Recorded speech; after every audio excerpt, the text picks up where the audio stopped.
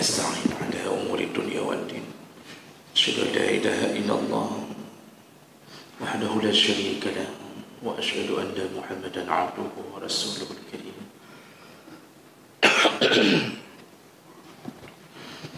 اللهم صل وسلم على نبينا المصطفى محمد وعلى آله وأصحابه أجمعين. أما بعد، رب اشرح لي صدري ويسر لي أمري واحلل عقدة من لساني يفقهوا قولي. Segala puji bagi Allah, kemudian salawat dan salam kepada Rasulullah, pada keluarga dan seluruh sahabat-sahabatnya. Jemaah salat subuh yang Allah muliakan, insyaAllah kita akan lanjutkan pengetahuan kita tentang dosa besar. Di pertemuan yang lalu kita sudah membahas salah satu daripada dosa besar, yaitu mereka yang mempunyai sifat zul wajhain, yaitu yang mempunyai sifat dua wajah, orang-orang yang memiliki dua wajah. Maksud zul wajhain yaitu para pengadu domba.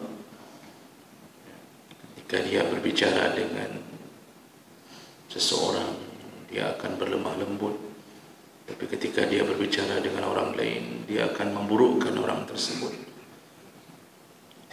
Dan sifat ini adalah bahagian daripada kemunafikan.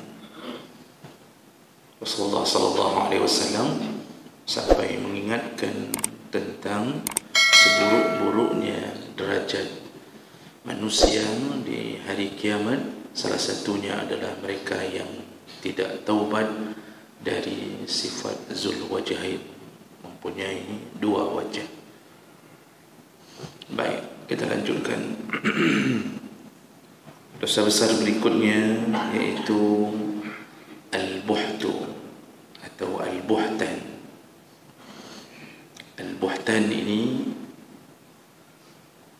dari segi bahasa diambil dari bahata yabhatu. Dalam lisanul Arab disebutkan dia bermakna menjelek-jelekkan atau mengaibkan atau mengatakan sesuatu kepada orang lain yang orang itu tidak pernah melakukannya.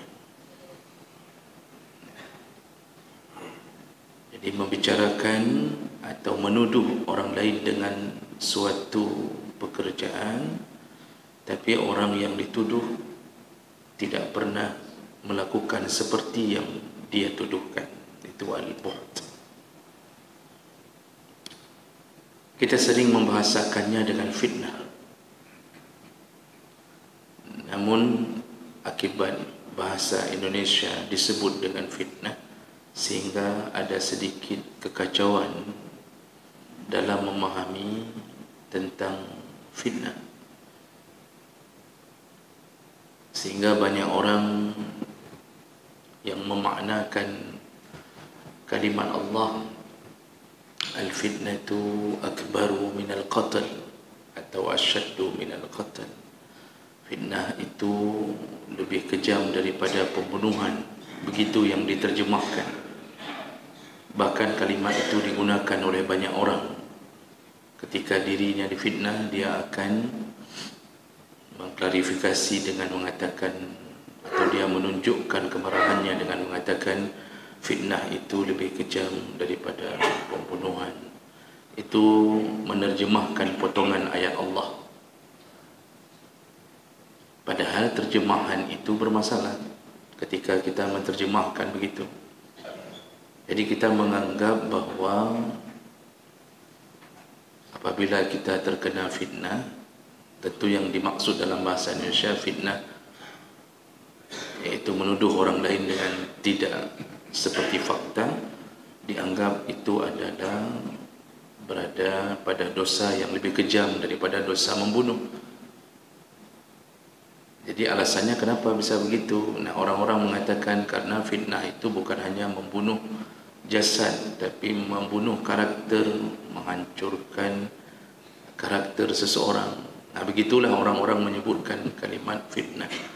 Padahal fitnah dalam bahasa Arab itu lain lagi maknanya. Dan 30 ayat. Jadi Allah menyebutkan kalimat fitnah dalam Al-Quran itu 30 kali.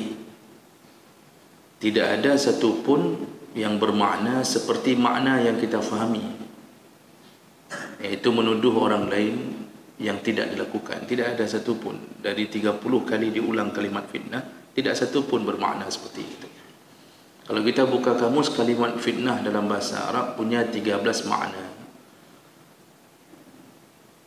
Dan yang paling masyhur, makna paling sering digunakan adalah ujian atau cobaan. Maka ketika Allah menyebutkan innama amwalakum wa auladukum fitnah, sesungguhnya harta dan anak-anakmu adalah fitnah, itu adalah ujian. Lalu kita menggunakan fitnah dalam bahasa Indonesia menerjemahkan kalimat buhtan tadi. Padahal buhtan itu itu yang sebenarnya yang bermakna menuduh orang lain tidak sesuai dengan fakta yang terjadi. Jadi sudah kacau balau ketika menggunakan bahasa fitnah dalam bahasa Indonesia, sehingga maksud Allah dalam Al-Quran sudah disalahfahami. Padahal maksud Allah dalam Al-Quran ketika menyebutkan wal fitnatu akbaru minal qatl, itu fitnah itu maksudnya kalau engkau dikuasai oleh orang-orang kafir, maka itu lebih dahsyat efeknya, akibatnya daripada hanya sekedar dibunuh oleh orang kafir.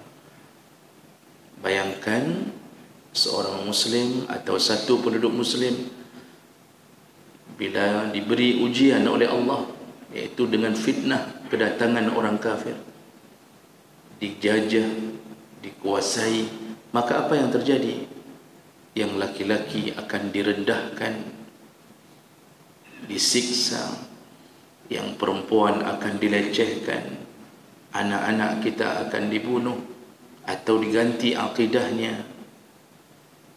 Dan bahkan kalau menguasai satu negara, maka negara itu berubah menjadi negara musyrik, berubah menjadi negara orang-orang yang tidak mengenal Allah SWT.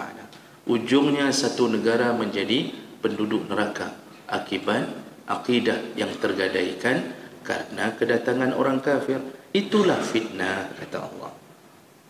Itu lebih kejam daripada pembunuhan. Kalau sekadar dibunuh, selesai, kita mati syahid malah.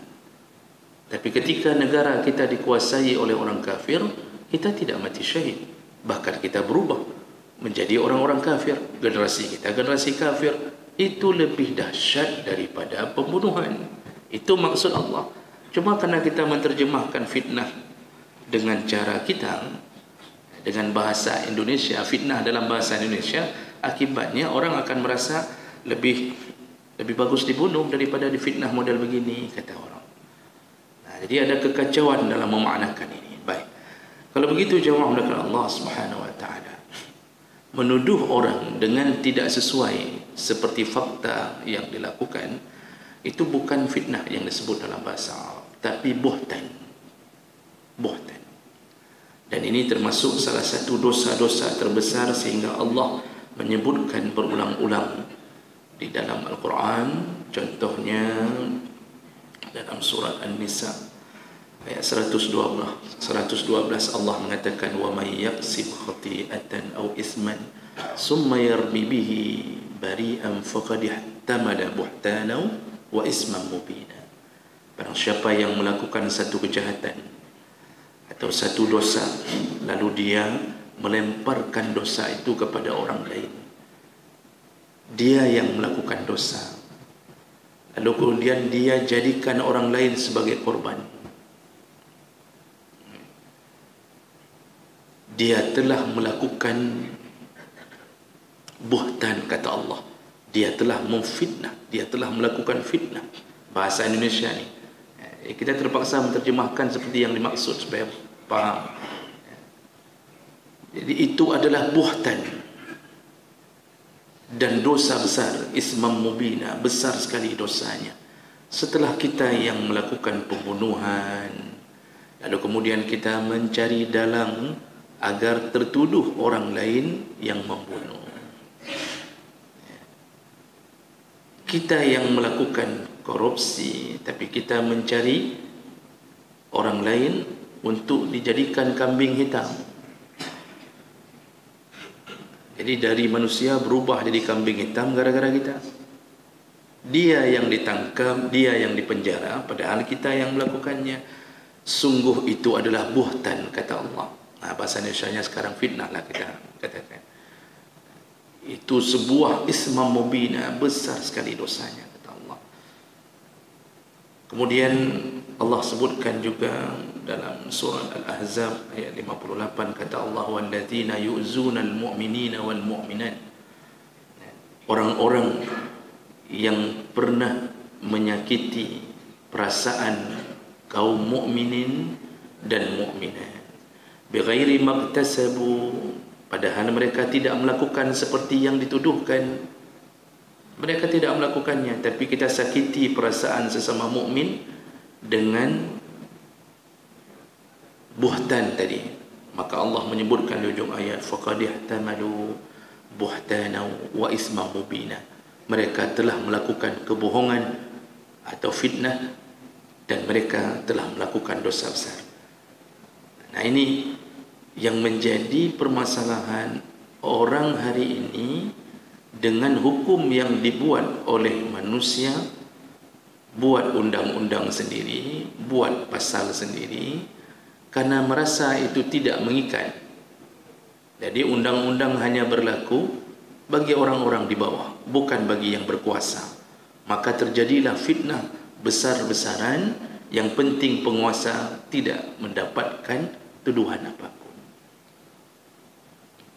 Mereka lupa apapun yang mereka lakukan, Allah tidak lalai dengan orang-orang yang bekerja sebagai penebar fitnah atau penebar buhtan. Wa ma Allahu bighafilin amma ya'malun zalimun.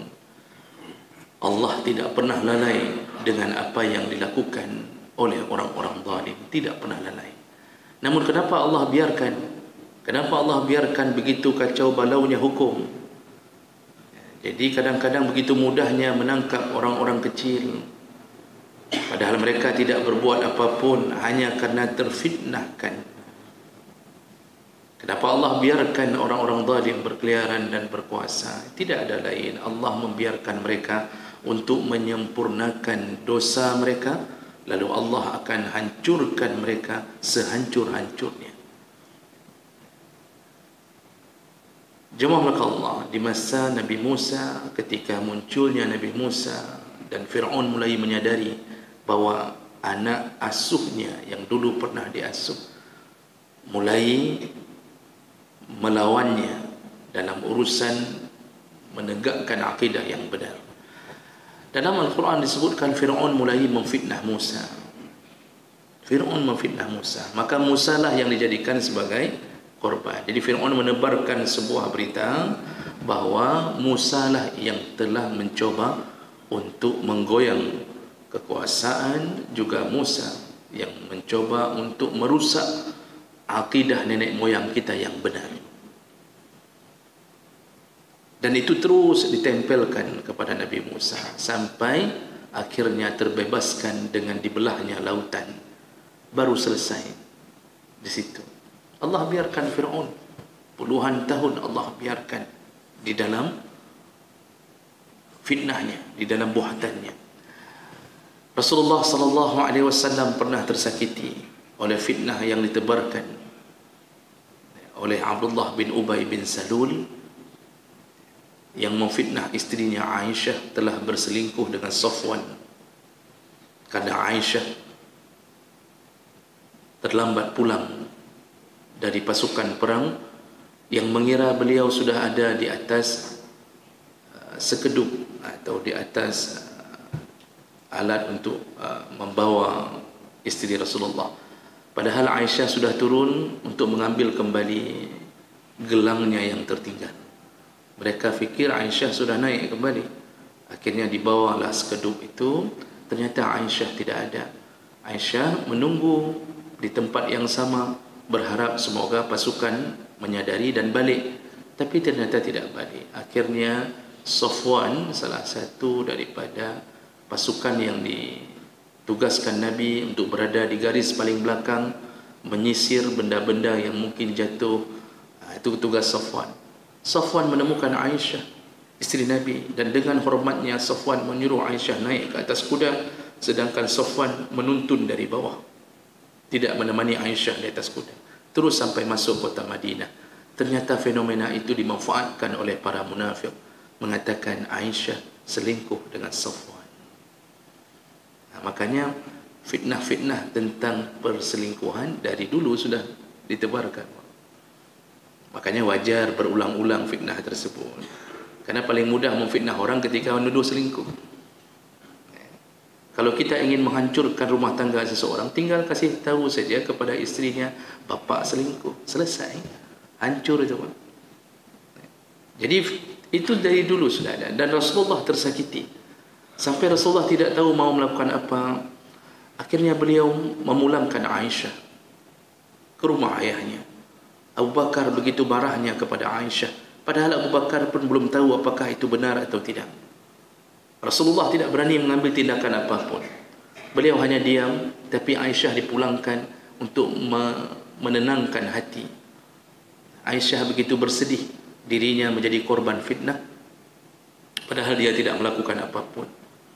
Akhirnya turunlah wahyu untuk membersihkan nama Aisyah, barulah semuanya terjawab bahwa telah dilakukan buhtan besar-besaran terhadap Nabi sallallahu alaihi wasallam.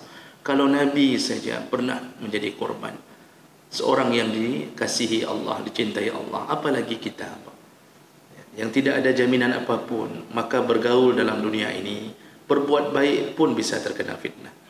Berbuat baik pun bisa terkena fitnah. Jadi oleh karena itu, berhati-hatilah dengan pekerjaan ini.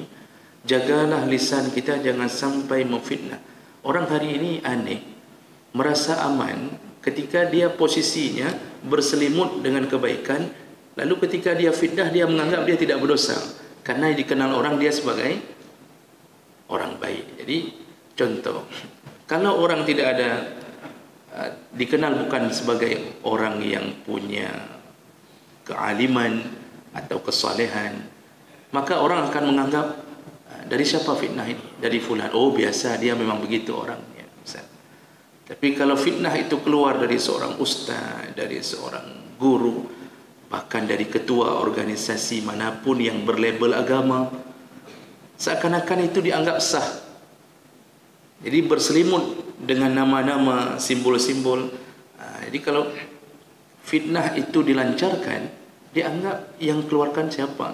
Itu kan pimpinan pesantren. Jadi seakan-akan kalau yang memfitnah adalah pimpinan pesantren, dianggap oh enggak apa-apa. Begitulah dunia hari ini. Jadi kalau ustaz yang fitnah jamaahnya dianggap tidak apa-apa, tapi kalau jamaah fitnah ustaz itu ribut. Jadi begitulah dunia. Maka jamaah melakukan Allah. Allah telah mengatakan dalam salah satu hadis, Rasulullah mengatakan dalam salah satu hadis, kalau tidak selesai fitnah itu di dunia, mati dalam keadaan tidak menyelesaikan urusan fitnah itu, nanti dimasukkan oleh Allah ke dalam neraka, dan khusus bagi para pemfitnah, dia akan berada di satu tempat yang bernama Ghardaqul Khaban. Lalu ditanya oleh sahabat, apa yang kau maksud dengan Ghardaqul Khaban? Kata Rasulullah, yaitu satu tempat di neraka yang isinya adalah semua keringat, darah, nanah dari penduduk neraka dikumpulkan di tempat itu. Disitulah dibenamkan para orang-orang yang melakukan buhtan. Seperti mereka hari ini mengobrak-abrik perasaan seorang mukmin, maka Allah akan kumpulkan semua darah dan nanah yang menjijikkan dari penduduk neraka untuk menghancurkan perasaannya orang-orang yang tukang fitnah ini. Maka oleh kerana itu wajib segera menyelesaikan di dunia. Dan fitnah lebih besar dosanya daripada ghibah. Fitnah atau buhtan, saya membahasakan fitnah lebih mudah dipahami, itu lebih besar dosanya daripada mengupai. Dalam hadis Nabi dari Abi Hurairah, ketika Rasulullah mengatakan, tahukah kalian mengupat atadru damal ghibah?